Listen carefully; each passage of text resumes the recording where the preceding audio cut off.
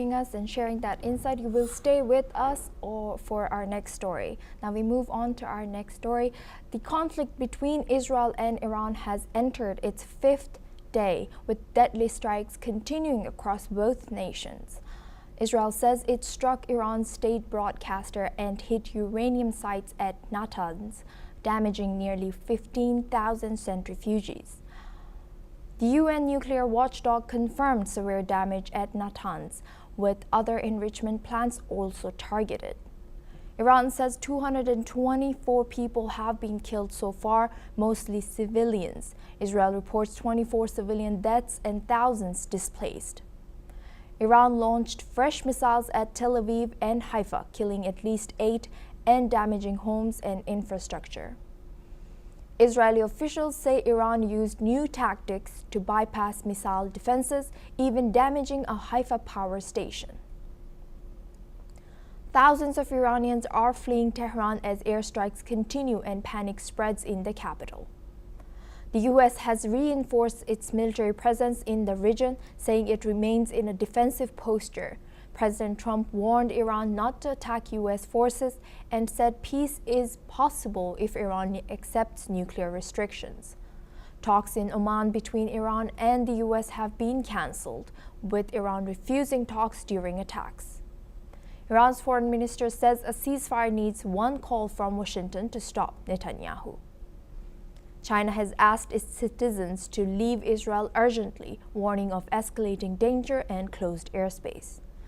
Meanwhile, oil prices dropped as hopes of a ceasefire emerged amid reports that Iran might compromise. Israel says it still controls Iranian airspace and may intensify strikes in coming days. Now we are going back to our guest Scott Faulkner for this discussion. He's a head of Eagle Enterprises, a security firm based in Washington, U.S. Thank you, Scott, for staying with us. Now, for this topic, Iran has threatened action against third-party nations' involvement. What does that mean, and who might it be targeted towards?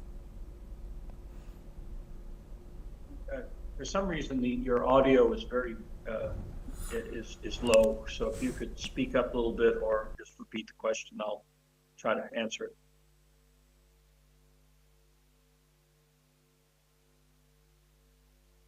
Iran has threatened action against third-party nations.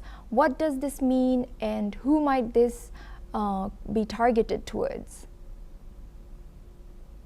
Well, again, Iran is desperate. They are, I mean, again, they're defenseless, so to speak, in terms of, because you might remember that 6 months ago, Israel waged an air war against Iran and took out quite a bit of their air defense systems, especially their mobile surface-to-air missiles. And now this time around, Israel's taken out most of the rest of their surface-to-air missiles, as well as taken out a lot of their actual air force. So Iran is, in essence, open for any attack that Israel mounts or the U.S. mounts with Israel. And so Iran is, number one, trying to find ways to go back to the bargaining table, even though they've been bargaining in bad faith for so long. The other is that, would they try to, almost like a wounded animal, strike out at U.S. bases in the region, or go after other countries that are in the region, because obviously France and England have a presence there as well. I think that would just be legitimizing an even more intensified effort to either to be more aggressive on taking out not only the nuclear infrastructure, but Israel is already starting to take out their natural gas, their port facilities, the Tehran airport. So they're starting to go after other infrastructure. And again, we're back to the issue of will the Iranian people sit there and say enough is enough and rise up against the tyranny that they've been under since 1979. And do we know anything about the support within Iran, as we know that there is a rift between even the heads of Iran, being the Shah being exiled outside of Iran? I think that certainly the Shah's daughter has put forth a very poignant message. She put that forth yesterday, saying that we are with the Iranian people. And I think that most people who know the region and know Iran know that we really should make a major separation. The Iranian people have been oppressed, just like the people in Eastern Europe were oppressed by the Soviets during the Cold War. And they really want to have a rational, free country again that can enter the family of nations. But you have fanatics that are religious based, and you have fanatics who are military and totalitarian based who are running Iran. And thankfully, some of them were taken out in the early part of the air war by Israel. But the question is that will the Iranians rise up now that some of their leaders have been killed and they are under attack because their leaders have basically conducted a very reckless and bad faith effort in the region for certainly the last number of years. Now, looking back at the battlefield for a moment, what do the attacks on infrastructure in Haifa and power facilities tell us about Iran's evolving strike capabilities?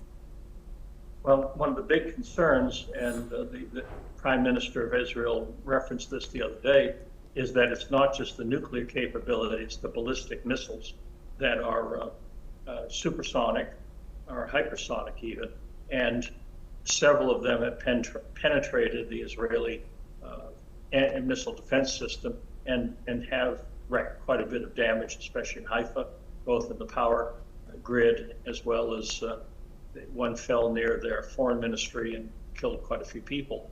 So it's and Iran is targeting civilians. And so it's sad that this is happening, tragic that it's happening. But I think the key is that once again, we're looking at the other part of the Iranian threat in the region, which is they're ramping up their capabilities of creating these very sophisticated ballistic missiles that can penetrate Israeli or other people's missile defense systems. That's as big a threat as the nuclear threat. And we kind of touched down on this topic earlier with our discussion, but with the U.S. reinforcing military assets in the region, but claiming a defensive posture. And is Washington preparing for deeper involvement? And also Trump has warned Iran against attacking U.S. forces. From a security standpoint, how vulnerable are U.S. bases in the region now? Well, of course they're vulnerable. That's if you start to lob ballistic missiles at American bases in the region. We have obviously assets in Iraq.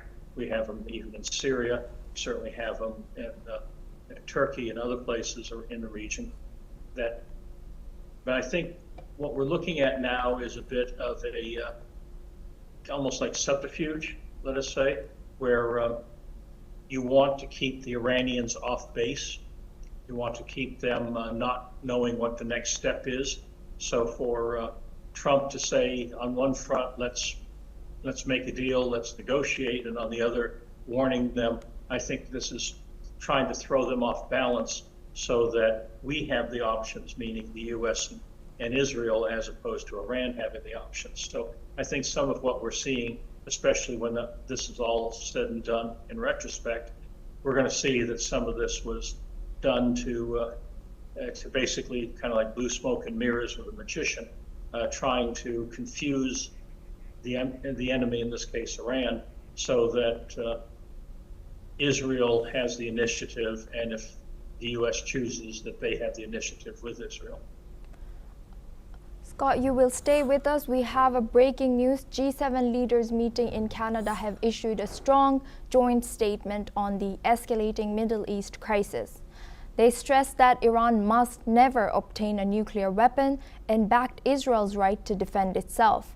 The statement called for broader de-escalation in the region, including a ceasefire in Gaza. U.S. President Donald Trump left the summit early amid the Iran-Israel missile exchange and is now heading back to Washington, U.S. Now we go back to our discussion with Scott Faulkner. Scott, what do you make of this statement that was just released right now? The G7 has to sound peaceful. They're not going to sit there and saber rattle. They have to say these kinds of things in a diplomatic environment.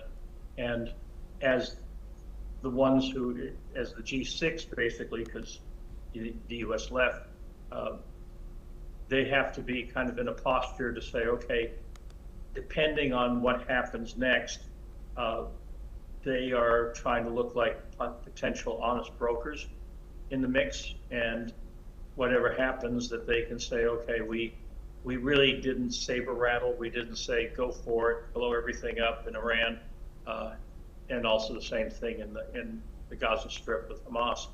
So it's a delicate diplomatic dance going on in that region. I mean, we're dealing with fanatics in Tehran. We're dealing with fanatics funded by Tehran on basically every border with Israel, and something's got to happen. I mean, the hunks of paper are not going to stop the killing. So only action is going to stop the killing. And it really boils back down to Tehran. Can Israel and potentially America eliminate Iranians' capabilities, nuclear-wise and ballistic-wise, or can they inflict enough damage and chaos where the people rise up and finally bring Iran into the 21st century and back among the family of nations?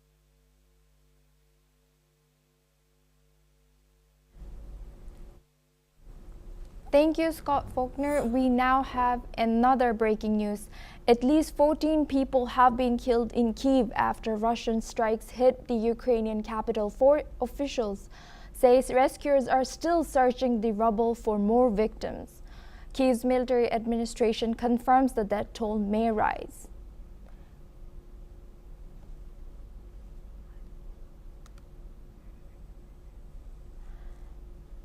At least 14 people have been killed in Kyiv after Russian strikes hit the Ukrainian capital. Officials say rescuers are still searching for the rubble for more victims.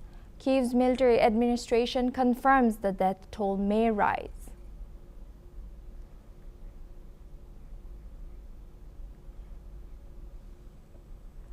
For our earlier discussion, thank you very much, Scott Faulkner, for joining us and sharing your insight.